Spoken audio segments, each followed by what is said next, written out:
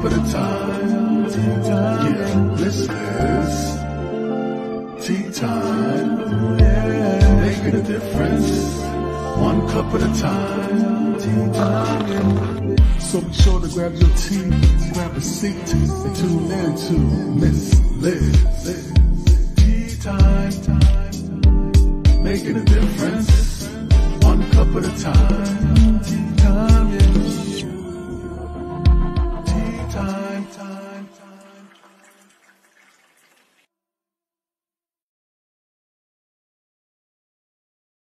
Well, welcome to tea time. It is evening tea time. That's right. We didn't have an afternoon tea time this afternoon because we had it rescheduled and we had it a little earlier last week. So that tea time was already done a little early because she was in a hurry to be on tea time. So we did that on a Wednesday. Yes, Miss Liz did a tea time on Wednesday. So you'll want to check that out. It was with Diane Bader.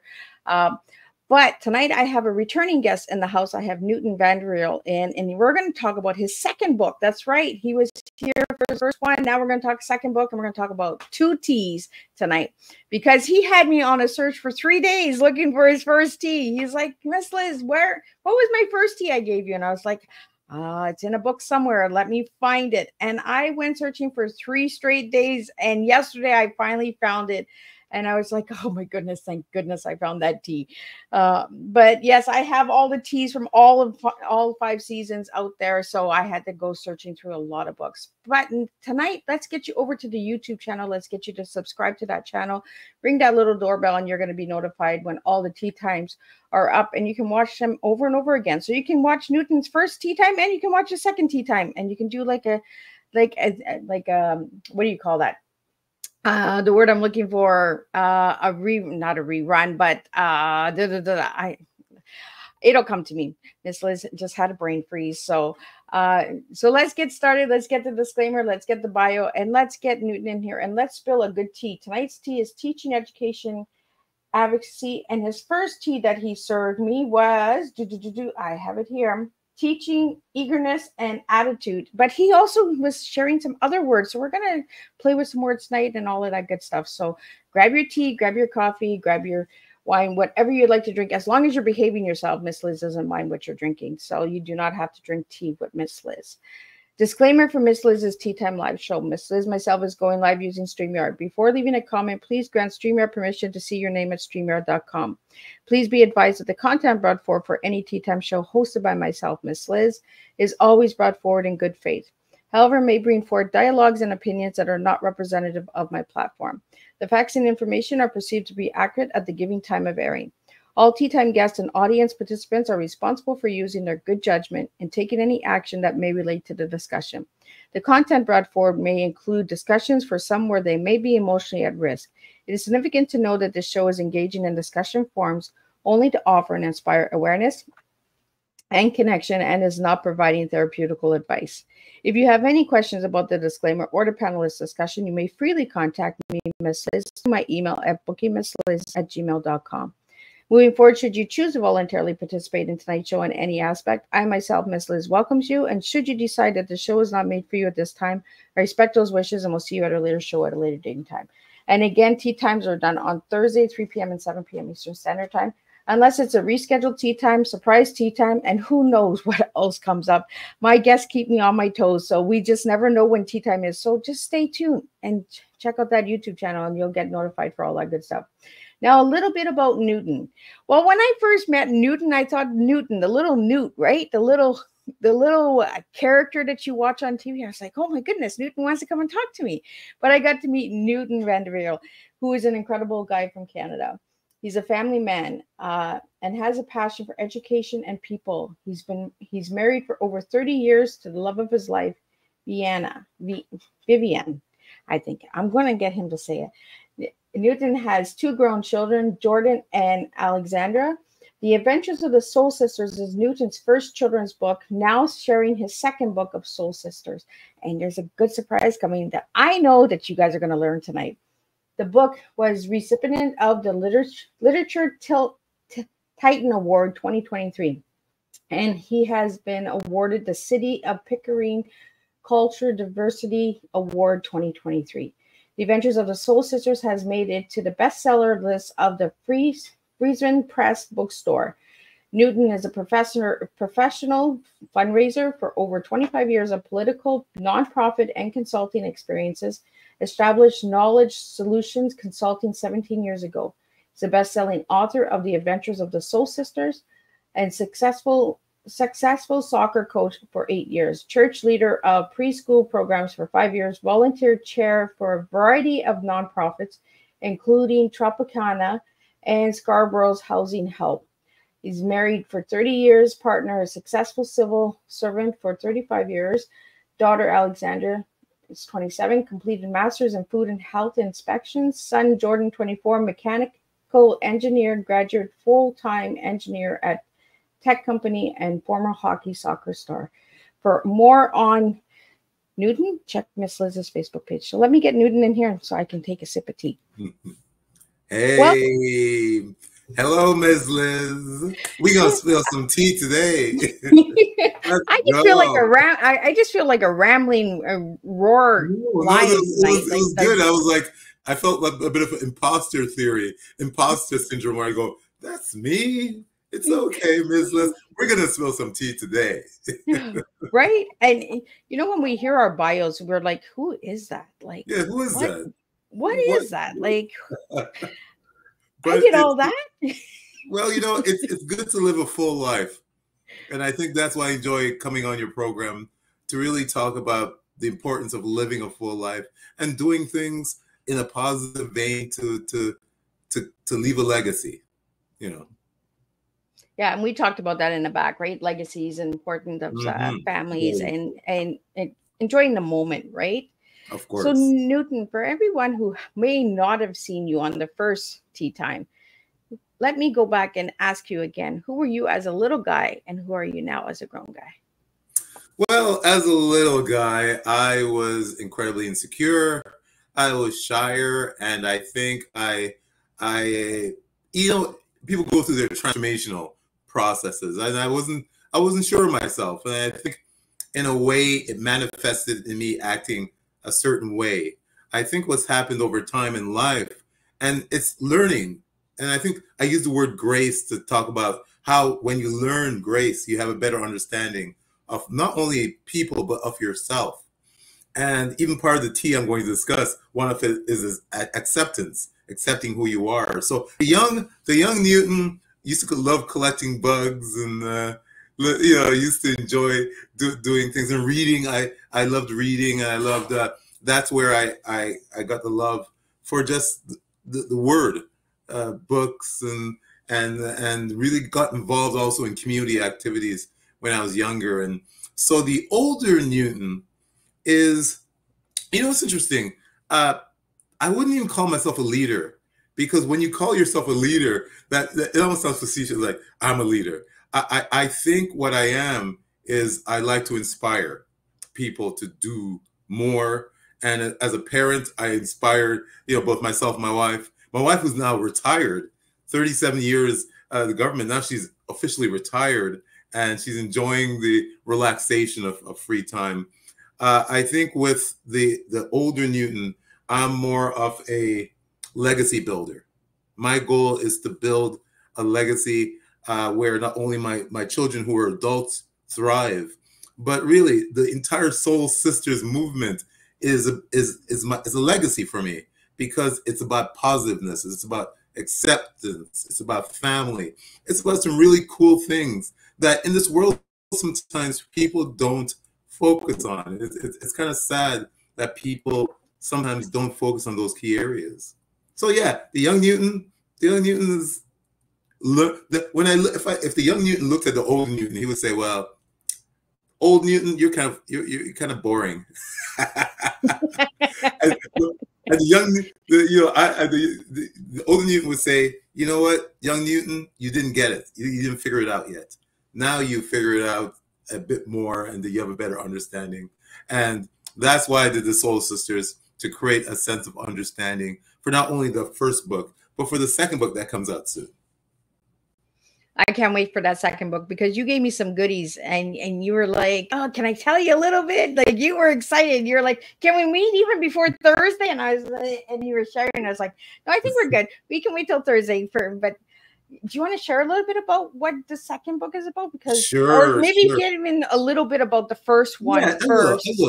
I will. The first book is a story about two sisters.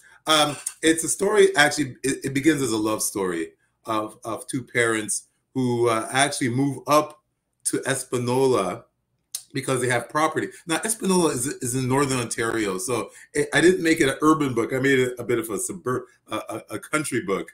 And they actually, unfortunately, were having problems having children. So they actually adopted one girl and then another girl. They adopted Charm and they adopted Dawn. Charm is a redhead.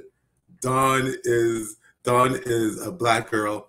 And so that thus began the union of the Soul Sisters in the first book. And it talks about their adventures. They saw each other as twins. They didn't see the color. They saw, hey, we're twins. We're going to hang out.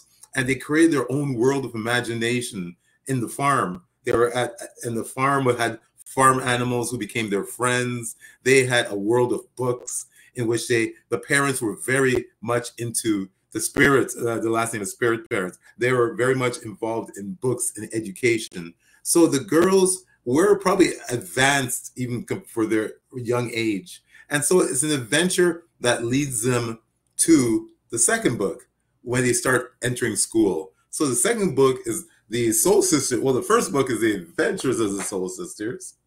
And the illustrator is Monique Rubrent. And again, the illustrator is Monique. She's amazing from Oshawa. She does paintings, paint parties, great illustrator. This one is the Soul Sisters Go to School. And the second book actually continues the relationship of the Soul Sisters, but they're going into school. And then it introduces the Soul Brothers. So you have a full introduction of two individuals. One is Raj, and he's actually adopted too. So these are all adopted kids. And then there is Ken. Ken is Chinese. Now, Ken enjoys poetry. Raj enjoys science. What's interesting is that Dawn, one of the girls, enjoys science, and Charm enjoys poetry. So it kind of brings them together to hang out as a group. And then they meet the elementary school principal, and they call her Mrs. Osa, which is Spanish for bear. And they have a perception that she's scary, but they find out she's okay. And then I introduce Big Jim. Big Jim lives close to the farm. He's a very tall, imposing young man. And so I won't give it all away, but the book is about soul people getting together. And in a world where people judge each other way too often, this book is about people connecting from all different. So you have a South Indian, you have a Chinese, you have a black, you have a white, and they live in the country where sometimes, people have perceptions of them. It's kind of weird. Why do they have their own language? Why do they do this? But the Soul Sisters represent a certain strength within themselves where they want to engage with people in the Soul Sisters way. In other words, honest, open, and a sense of wonder. So they use the farm. The entire Soul Sisters group uses the farm as a playground. So they go and they get involved. So the key part of this book is about the power of engagement. And that's one of my T's, the engagement part, the power of engaging, the power of connecting, and the power of accepting people, especially the definition of family, because the definition of family is so broad right now in terms of what is a family. So what's cool about the book, it's just a happy but thought-provoking book for a certain age group, probably between age 8 and 12. But what I find about this book is that adults are reading it too. And what they say is that they can see themselves in the book. They can see the fact that sometimes they felt like an outsider. We've all felt like outsiders in our life at certain times, including myself. And I think that's why I wrote it I wrote about the fact that it's okay to be unique in a world that wants everybody to fall into line and be monolithic, be one way. This book is about being unique and having the ability to be that way. And that's cool. And it's okay. I wrote in the book, in the beginning of the book, I wrote in the dedication to all the fish who swim upstream. And that means to all the individuals who sometimes may not fit in. Maybe I was too much into books or into certain things. You know, I was catching bugs. People used to say I was weird because I used to catch bugs and put them in bottles and catch tadpoles. And for me, that brought me joy. So I was a geek, and I'm probably still am, but I'm just an older, graceful, accepting geek. Well, I think catching bugs is something to do, because they make these kits that they sell at the dollar store to catch bugs. So you're not the only one catching the bugs, right? There's a lot of them out there that are looking for bugs. And let me tell you, 2 years ago, I raised a praying mantis. I got the praying mantis eggs online, and I had praying mantis in an aquarium in the library. And this is me at 57 collecting bugs. And it's satisfying. It makes me happy. And it doesn't hurt anybody. And, you know, it didn't escape. It didn't drive my wife crazy, or they were confined in the aquarium. And then I let a whole bunch of them go at the end of the year. So there's probably praying mantis all over the city of Pickering. You started something there, Newton. I started a praying mantis movement. My next book, Praying Mantis Movement. There you go. There's a new book. I have a couple questions from what you shared, Newton. You mentioned that all the kids in the story, in the two books, they were all adopted. Is adoption something that you've done in your life, or is it a part of somebody in your family that drew that in? Well, or I knew somebody in my church that was adopted, and he faced certain challenges through that. But I wrote that about if I just gave them a traditional, father, mother type of environment, I wanted to make it acceptable to accept family, the different definitions of family. That's one of the reasons I did it. I think it goes back to the theme of swimming upstream. Looking at things in a certain perspective is a good thing, because it creates an opportunity of open-mindedness when you're dealing with people. We remember the COVID period where people were just judging people, and there was so much hatred. So what I'm trying to do with this book is this: the Soul Sisters movement is about love. It's about connecting, accepting, and being good, not only to others, but also being good to yourself, because the Soul Sisters love each other and they love themselves. And it's not a love of selfishness, like ego.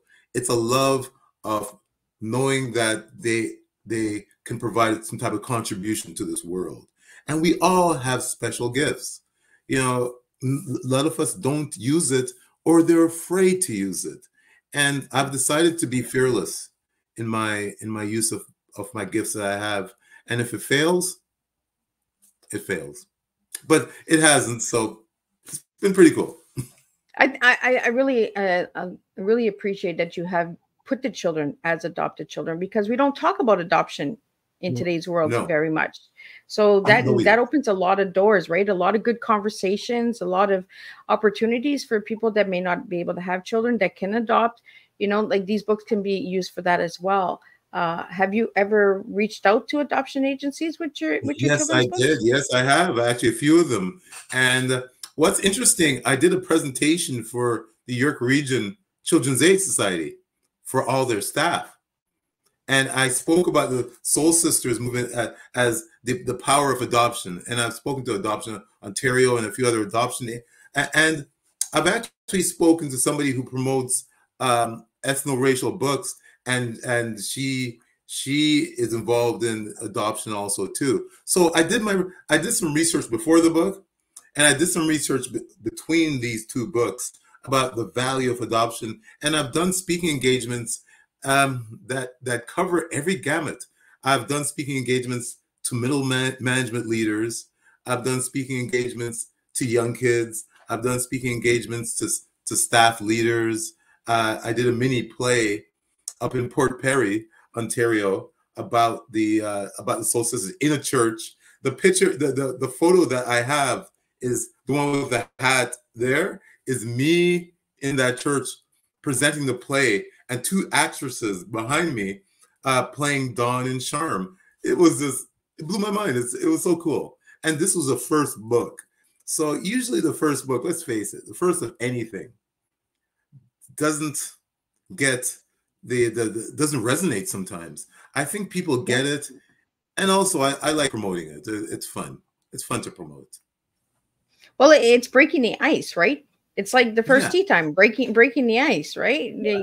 You just never know unless you try it. And then you're like, oh, I did it once, I can do it again, and I can do it again. That's the power of confidence. I think confidence is built when you try something, and even if you fail, you try, you get it, and you become more graceful with it. It's funny, at work, every internal email that I send in my role as corporate engagement manager ends with Grace. And sometimes people think my name is Grace, but what I'm really saying is look at this issue with a lens of gracefulness. Look at it, don't get too ego-driven. Look at it as a way of trying to find a solution. For an organization, actually, the second largest charity, I work for the second largest charity in Toronto, serves over at least 40,000 people a year. And we are powerful. And it goes back to the book. The reason why I love doing this job, the end result is helping people. I love doing this book because the end result is helping people.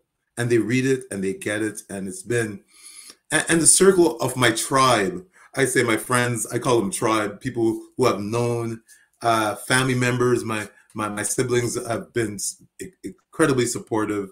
My brother, my two sisters, very, very tight family. Like I said, my mom is still alive at 92, still holding strong. My father passed away probably about 10 years ago. His legacy lives on in us. What I really liked about your books is when you told me about the brothers, I was like, yes, absolutely, this rocks, because you're bringing unity, right? You're bringing inclusion, boys and girls, brothers and sisters. This is what the world is. We're all brothers and sisters. And when we connect and we understand each other, understand different cultures and languages and all of that, the world comes together and makes a beautiful place. And I think the Soul Sisters have a fearlessness.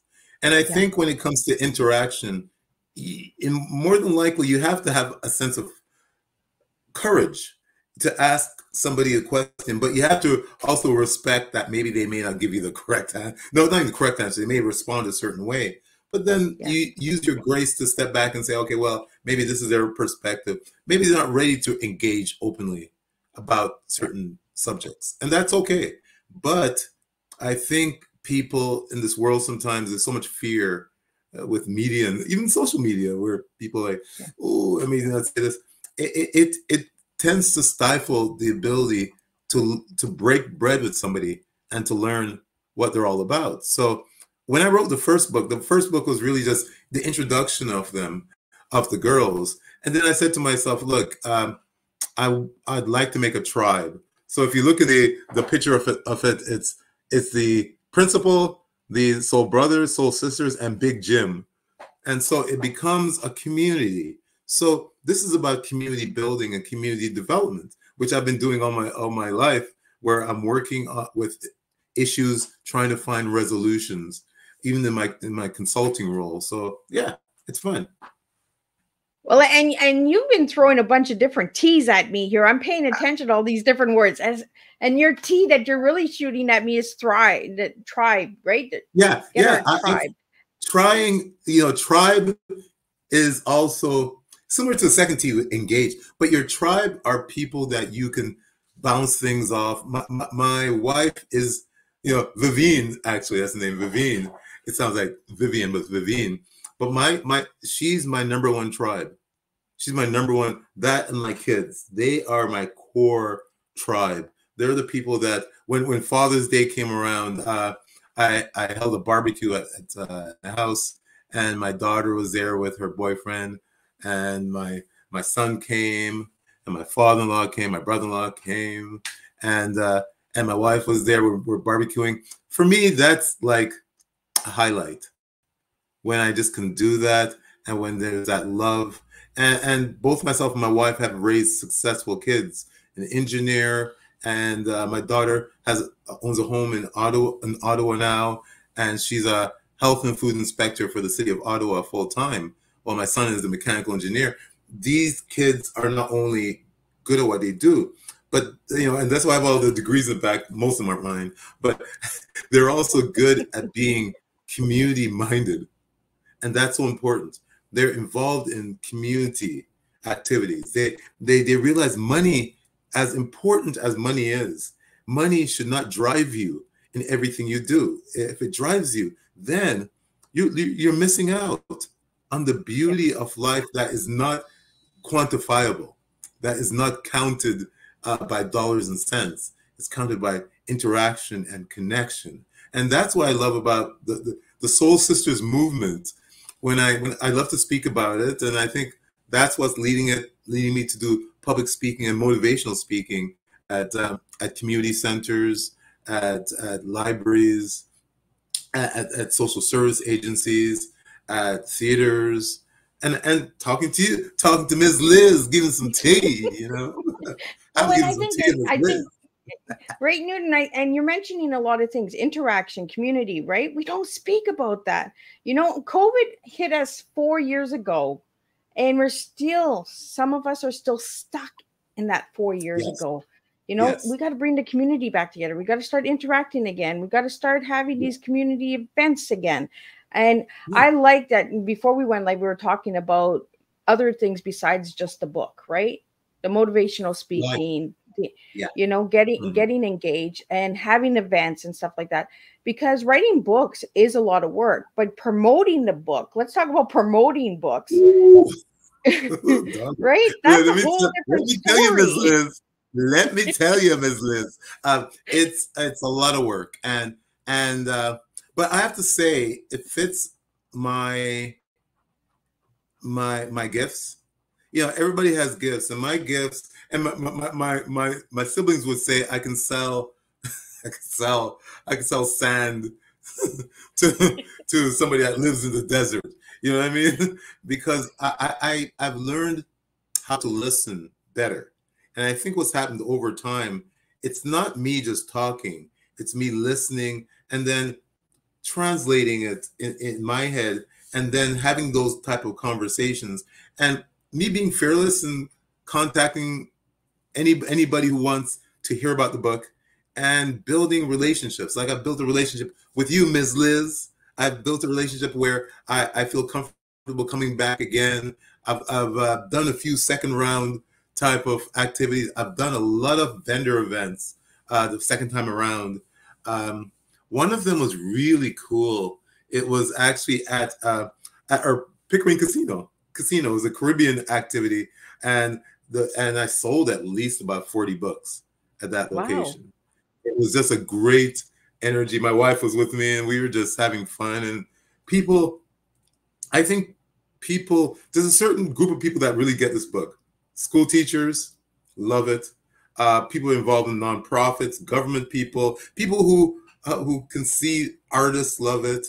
And then there are grandparents love it, because they tend to want to give it to their their grandkids. I know you're a grandparent.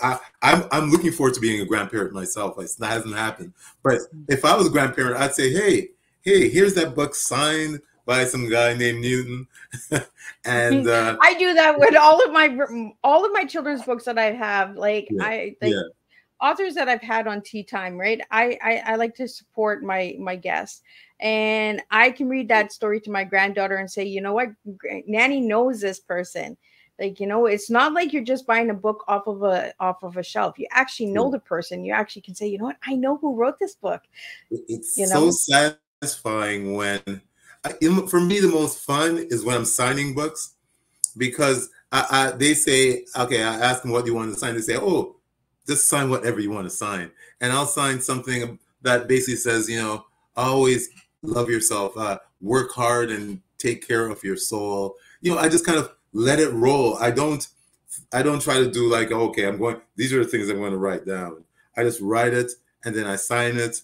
And then I bring a lot of candy to love my my vendor events because kids love candy. So what you do is you leave candy on the table. Adults like candy too. And also, I got a sweet tooth like you wouldn't believe, Miss T. Right? I love that. So I leave the candy on the table. The kids come and the parents come along. I speak to the parents. I speak to the kids. And a lot of the grandparents say, yeah, I have a grandchild that would love to have a theme of this. And some of them reflect that they have their own soul sister and soul brother. And that's where I love this book. Because I grew up with a Chinese guy who was my best friend for years and years. We hung out. And he's my soul brother. So soul brothers and sisters are people from different cultures, different backgrounds who just hang out, and it happens so much in Toronto and the region because of the diversity of people that you get the opportunity when you have that soul brother. I used to go over his house and have, remember those Lolas, those candies, the Lolas, those frozen treats that you would break. You had really big, and the Kisco kids used to suck those things. He used to have a freezer full of them. So I went over there just to hang. And his father owned a Chinese restaurant. So I'd go there and get the egg rolls and all that stuff, just hang. And that's breaking bread. Yeah. That's breaking bread, right? So when you break bread, it builds relationships. And it's so beautiful that, you know, we're both adults now and we're living our lives and still friends. So in this world, that's the Soul Sisters movement. It's not only sisters, it's a soul movement of people who connect and they get each other and they enjoy each other's company and they learn from each other, from their culture, from the even differences of opinions. You can learn from that too. And that's what I love about it. It's so educational, and everyone knows Miss Liz loves education, right? So, you know, we need to bring different ways of teaching. And you mentioned grandparents, and I'm a grandma, and I love children's books because they have good messages in them. They bring back social skills of life and that. And, you know, sometimes you just want to be that little kid too. You might be 50, 60, 70, and you might say, you know what, give me that children's book. We used to read Archie books and Little Richie and, you know, comic books, let's bring it back to the children's books.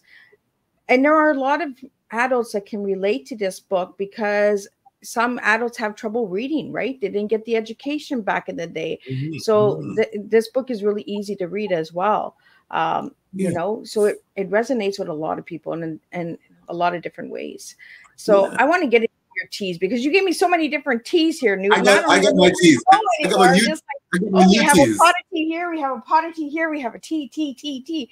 I have my new teas. Do you want me to give you my new teas? Sure. Give me your new teas. Okay. My first tea is try. Keep a sense of wonder in everything you do. Be fearless. And you know you're going to fail sometimes, but try. Make the effort, and you never know what results come from that. So try is my first T. The E is engage and reach out to people that you may not know. Reaching out to communities that you may not be aware of. That maybe you look at it and maybe you have a bias, a view of that community. So you reach out, you engage. And engaging with people means an open mind. Listen, engaging, listening. Frankly, is the hardest skill for me. I gained it probably, it took me 50 years to become an effective listener. Because before, I'm Jamaican, so Jamaicans love chatting. We love just chatting. So that's what we do. We chat, we talk a lot. But to listen is a gift. And it means to focus with this instead of this, and take in the information and the golden nuggets. Because as a fundraiser, there are opportunities when you listen to a corporation. I work primarily with corporations where they may give us $1 million, but you have to find the synergy between what they want and what you want as an organization, as the synergy. So, and the last one is accept. Accept who you are. Accept self, you know, the Maslow greater hierarchy, self-actualization is on top. You have to eventually get to a point where you accept who you are with faults and everything that entails that, and be comfortable with that. And it takes maturity. I think, you know, like you said, the younger version of me didn't accept me. The older version of me is clearly accepting of me. And that means sometimes those who don't accept or talk to people, they got to go. Right? Sometimes you just got to go. You got to go to a different table. You got to go to a different party. Yeah. You know, and Yeah. we host different tea parties at this table. And Newton, Exactly. you gave me so many teas that I love it, because Sandy did that from season 1. She's like, Liz, can I give you more than one word? And I'm like, absolutely, because our teas change, right? When we make a cup of tea, sometimes we drink the green tea, the brown tea, the berry tea, the herbal tea. You know what I mean? So it changes. And that's what life is all about. Our lives change as we grow. Look at the little guy was collecting bugs, and he's still collecting bugs at 57. You know, the little guy and the big guy joins together and accepts one another. And that's what I really love about having you here, Newton, is, you know, when we had our last tea time, we had so much fun as well, because we really got into the connection and including each other and getting to know one another, right? And that's exactly what you just engage with people that you don't know. Newton didn't know me. He came to my table and he's like, Miss Liz, can I have who's Miss Liz? Now I know Miss Liz, because she spills the tea. I spill tea in a different way, guys. For some reason, I like that southern accent. You know, that's drinking the tea. I spill the tea. Mint julep or something like that. I don't know where that's coming from. My mind works in unique ways. And I've said this many times, guys. I'm not a big tea drinker. Yes, I'm the tea lady, but I don't serve a beverage. I serve real life stories and words. And that's exactly what I got when I was a little girl, right? Was storytelling and words. And I'm just bringing it to the future with all these incredible guests like Newton. Like Newton, I mean, you gave me teach, education, advocacy. You gave me try, engage, acceptance, attitude, tribe. Like you just kept giving me words. And that's what I mean. We're having I'm just throwing teas left and right, Liz. You know, and that's the thing, is we're having a good, honest conversation with words. And we're having fun, and we're expressing ourselves, and we're bringing different to the table. And that's what I like. And I love that your book is so different and includes. So where's the little Jamaican boy in this book? When are you adding the little guy in there? Me? When I'm adding me? Well, yeah, in a way, I represent, in a way, the future of the future of the Soul Sisters. I mean, the younger me I still have that. I still have it inside of me. He never left. He never left. The young person, and if you ask people who know me, I have this childlike, I love life, I love doing things, I have an enthusiasm in everything I do. I'm a morning person, so I get up early in the morning. Sometimes in the morning, I'll do book work before I start my full-time work. And because I find mornings are new, it's a new day. Anything that's happened to you in the past, regrets, like the song says, regrets, I have a few, but it's more moving forward. So every new day is a new opportunity, and every new day is a new opportunity for me to talk about this. And even next week, I'm speaking at a community center. I'm speaking to the staff as a motivational speaker. So this book is taking me on a journey beyond what I even expected. But I'll be honest with you, Miss T, I wrote it down. I actually wrote down in the beginning of writing this book what I wanted, and I'll be very transparent. I wanted it to sell well. I wanted it to win an award, and I wanted it to be understood by the community I live in first, which is Pickering. And I did this in the beginning. And one of the books I want to write down the road is manifesting things. When you manifest something, you have to plot it out. So manifestation means, instead of me just wishing I'm going to do this, I wrote it down and I made the steps possible to achieve that goal. And I'm in my real world, in my job, I'm very structured. It's funny. I sometimes people come across as they seem, oh, he's fun. I love order. I hate being late. I like achieving a goal, and I like raising a lot of money or opportunities for the charities I get involved in, because that's my gift. I will never be, I don't know, a nuclear physicist because I don't have that gift. But the gift I have, I'm honing that. I'm honing it like a C+ student. In other words, a C+ student in my mind means you have to improve yourself. Yeah. Even though maybe people will view you as an A student, a B+ student, a C+ student means you have to move forward to become an A student. So I am a C+ student in life because I want to learn more to get to that A.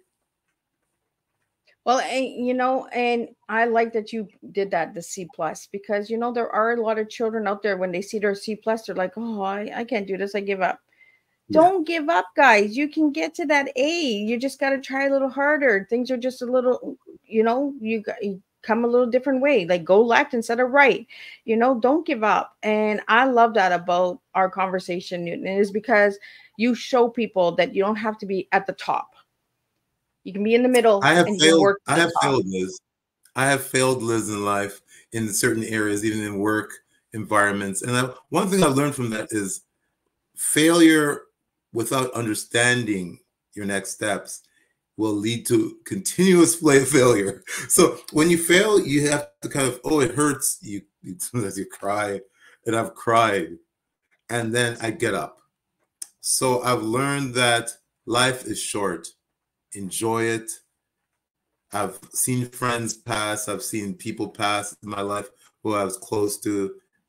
Enjoy it because it's here as a gift, and don't waste it. Because if you're wasting life, it's personal accountability. It's on you. You know what I mean? If you are not going out and trying to make the best of it, even in bad situations. I consider myself blessed in the life I have. And so I'm happy with that. I know that people have different lives, and some of them, it's very rough. And it's hard to sometimes look at life in a positive way.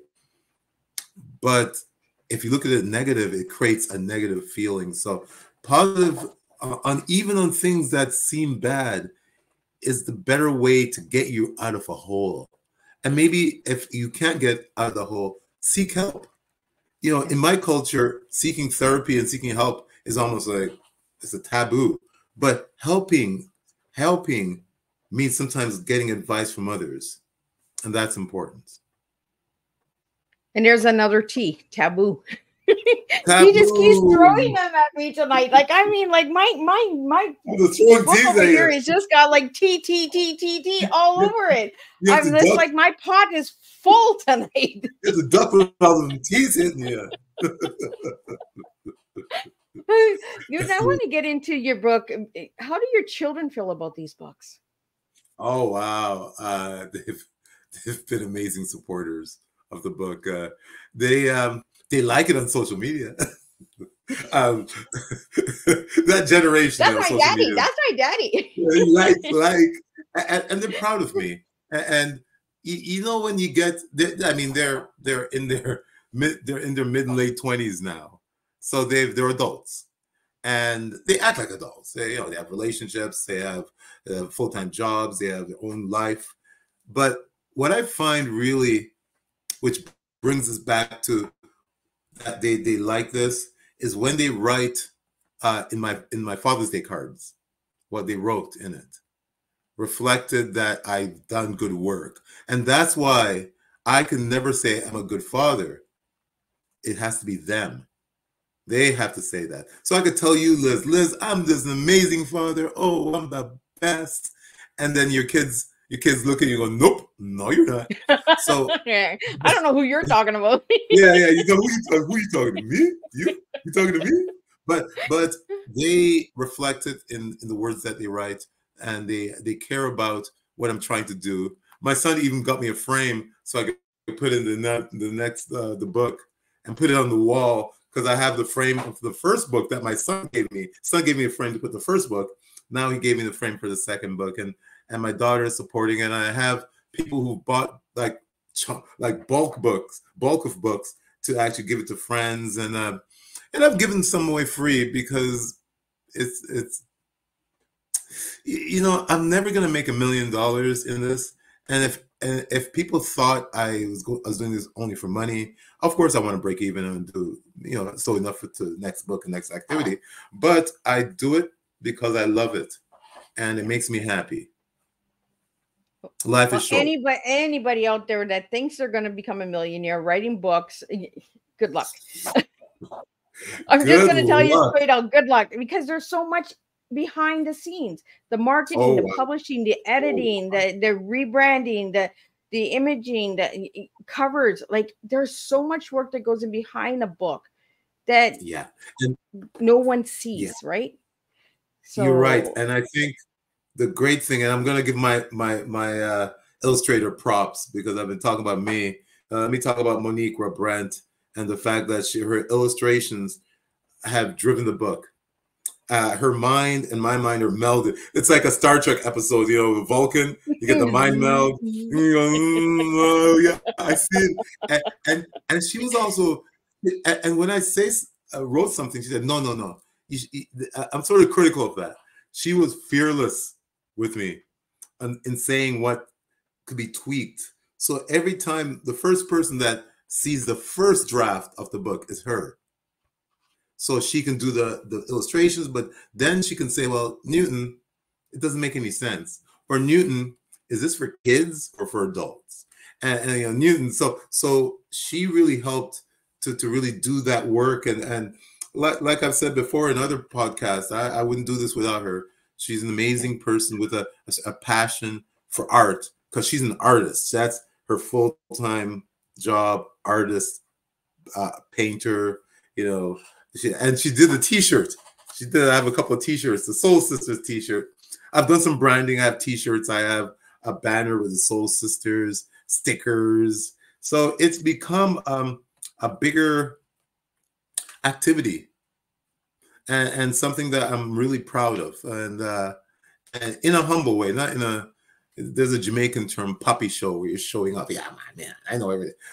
It's a humbleness that I've done this, and I put my sweat equity to do this. So it's really cool that way.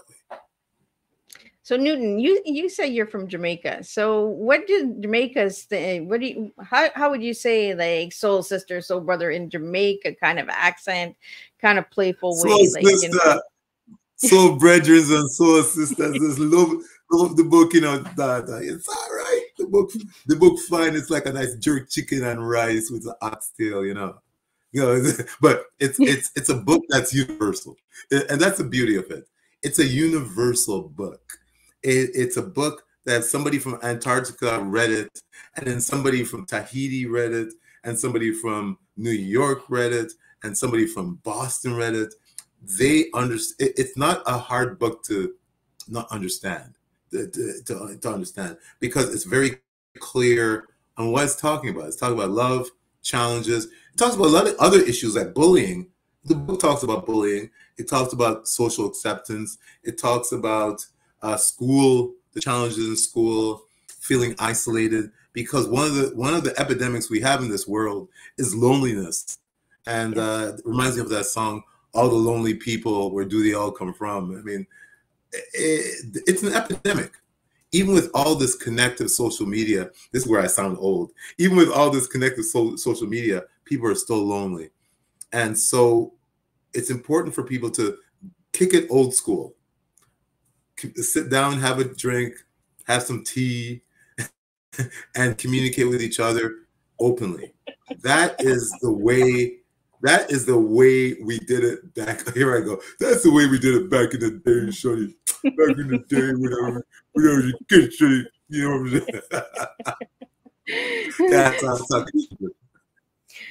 So have you been back to Jamaica since you've written these books? I haven't been back in a while. Well, it's been a while, but I was raised in Toronto, and I grew up in a large Jamaican culture within the Vaughan Road, Oakwood, Eglinton area of Toronto, in uptown Toronto, which has now become very gentrified and extremely expensive. But back in the day, it was a lot of Jamaicans. And I am Jamaican in my culture and my soul. My love for reggae music, my love for our culture, and just the love of the people. So I am Jamaican, but I left Jamaica when I was 5 years old. Wow. Liz. So I've been here for a very long time.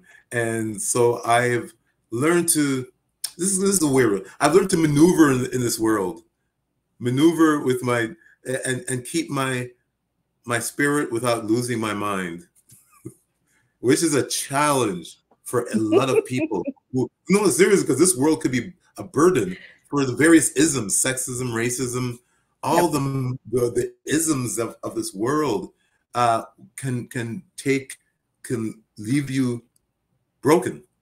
And so I've been blessed with support networks that have helped me, including my amazing partner in crime, my wife, where, you know, like we're actually in a different stage right now. I call it the party stage. Let me explain. Let me explain why I call it the party stage. Because empty nesters, kids are living their lives. We last week, no, 2 weeks ago, we went to Halifax just to go. Took a plane trip to Halifax. We work out with this fitness company called Evolve Fitness in Halifax online. So we've been doing that ever since COVID. And so we went there just to work out there and meet them. And then we go out tomorrow. I'm going out to see a Steely Dan cover band in Pickering with my wife. So it's about enjoying the little things. Not when I say party, there's no wild party here. Those days are done. Done. In bed by 8. Yeah. And you know what? The great thing about being our generation generally is that, like the old Kenny Rogers song, you know when to hold them, know when to fold them, know when to walk away, know when to run. When it's time to go to bed, I'm gone. That's it. I'm done. Yeah, when it's time to look at the time, it's bedtime. Where am I going to be? In bed. So it's like simple as that. And there's a sense of confidence in that. Right. And you know what? As we get older, we mature a lot, and we look at things differently.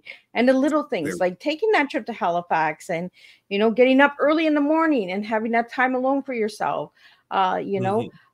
We have to take that time, right? The self-care of ourselves as well, which is deeply important. You gave me pink and blue. We're having so much fun here. We're almost at the hour here. But you gave me pink and blue, and your books are pink and blue, correct? Yes, they are. Pink, blue, and green, actually.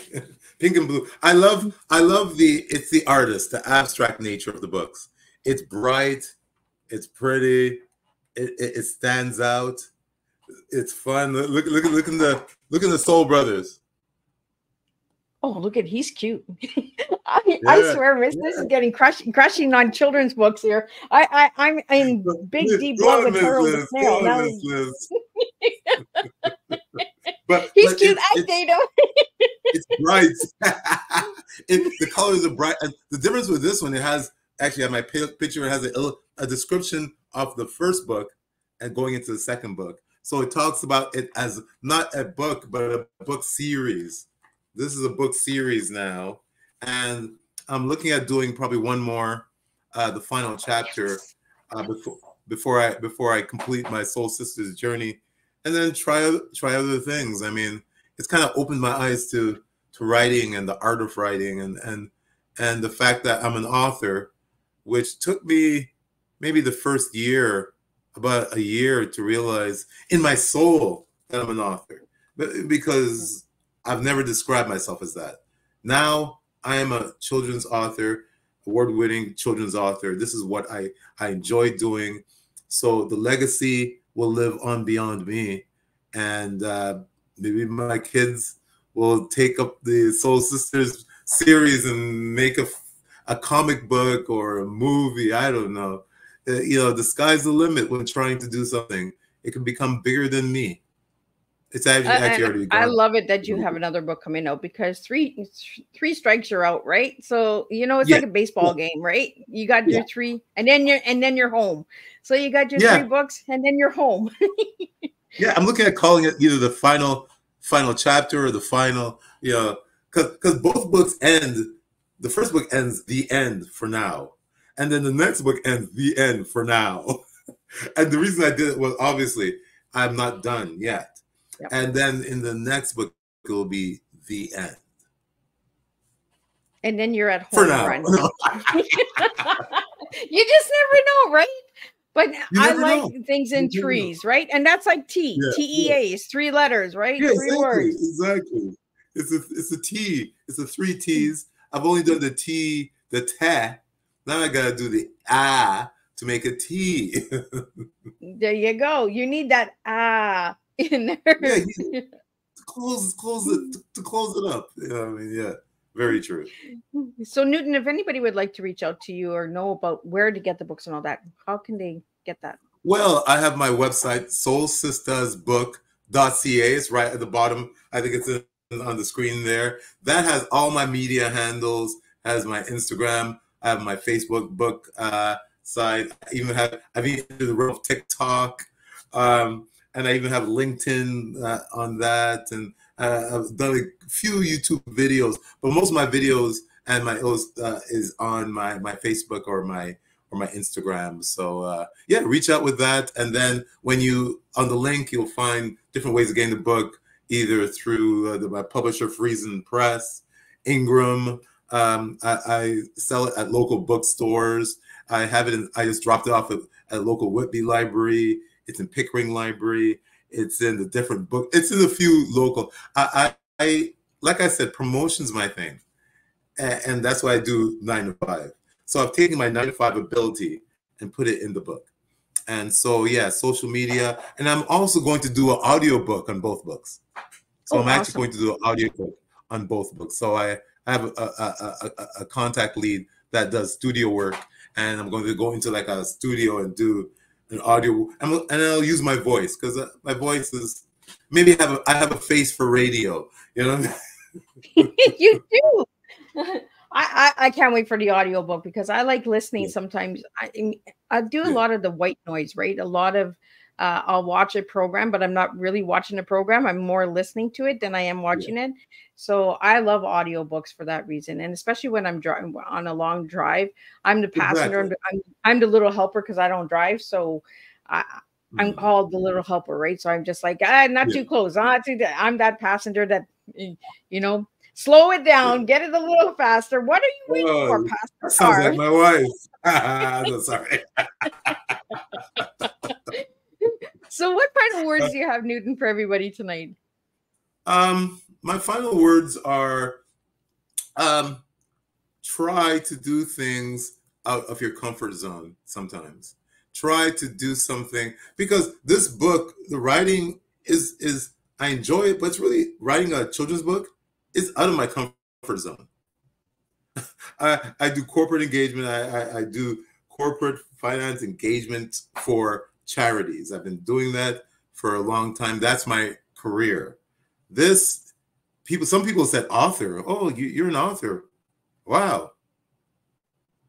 Surprise. Do things outside of your comfort zone and see what happens. Because when you're successful, when you do something outside of your comfort zone, it's the most satisfying success. I call it the Oprah Winfrey success. When you copyright, you own it, it's yours. And when it grows, it's yours. Yeah. So yeah, my last parting words are, be fearless out there, try. And if it doesn't work out, get up, and resilience is beautiful. Keep on trying. Awesome. And I had a blast with you tonight. Like, we always have fun when we come together. Always, and my tea is like full. I'm like, tea here, tea. I mean, like, it's overflowing with tea, overflowing with love and tea. And I love it. I love when you shoot words at me, Newton, because it gets the conversation and the engagement going as well. So I want to thank you for that. I want to thank the listeners out there. You know, without you listeners, I could not do this. And I love the feedback. So give Miss Liz some feedback. If you have a tea and you would like to share a tea and you wouldn't like to be on a podcast, but you would still like to share your tea, you can reach out to me or Newton and we can put some teas together and have some fun. Miss Liz will be back on Monday, June 24th at 7 p.m. with Donna Levine. She is rescheduled. She was supposed to be June 3rd, but a little issue happened. So we're gonna get her fixed and get her in here, and we're gonna spill her tea. And she's gonna be bringing her book called The Talking Stick. So that's gonna be interesting. And then we're closing it up with Kim van der Sande from the Neverlands. She's coming in and she's going to be talking about the flower of love and connection and all of that good stuff. So we got some good stuff. And the press release for July has gone in. So you will see who the lineup is for July for Miss Liz. It just keeps flowing. The press release should be live on the 24th of June. So stay tuned for that as well. So Monday, that should be coming out. And you'll see the incredible lineup. We have more countries coming in. We have Austria coming in. We have Mexico coming in. We have all of these different countries coming in and sharing tea. So we're bringing in the culture. We're bringing in the diverse. And again, thank you, Newton, for bringing in the soul sisters and soul brothers, because without that, we couldn't have the unity of a nice, strong cup of tea tonight. So thank you so much for that. It was an amazing cup of tea or teas. Have a great day. Exactly, right? And for all the listeners out there and anybody that's listening to the replays, share these teas with somebody that it resonates with. And if you're looking for children's books, check out Newton's books. Check out all the other authors who have been on Teatime. There's incredible lineups there. And keep spilling your tea, the tea of life, not the beverage, but the tea of life. And that's how we full over here on Miss Liz's Tea Time. So I'll see everybody Monday, same time, same place, and we'll do it all over again. Take care, everyone.